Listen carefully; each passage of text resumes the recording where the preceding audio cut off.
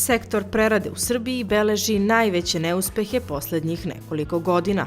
Sa druge strane, on je ujedno i najveći potencijal poljoprivrede Srbije. Bilo da je to prerada za cenovno konkurentne robne marke ili mala kvalitetno orijentisana prerada, šanse za uspeh postoje. Ne samo zbog najčešće konkurentne sirovine, nego i najznačajnijih potencijala koje nosi CEFTA tržište i ugovori koje Srbija ima.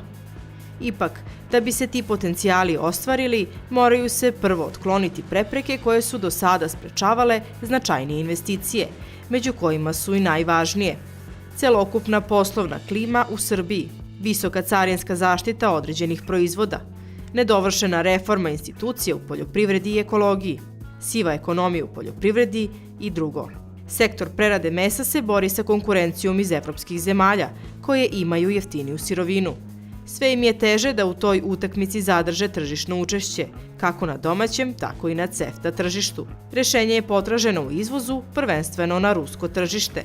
Međutim, industrija je slaba i usitnjena i za domaće, a kamoli za osvajanje novih tržišta.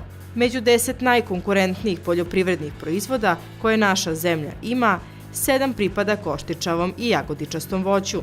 Šećerna repa je konkurentna među proizvodima u Srbiji, ali ne i u poređenju sa evropskim proizvođačima. Kukuruz je veoma konkurentan u poređenju sa drugim poljoprivrednim proizvodima i najkonkurentnija žitarica trenutno.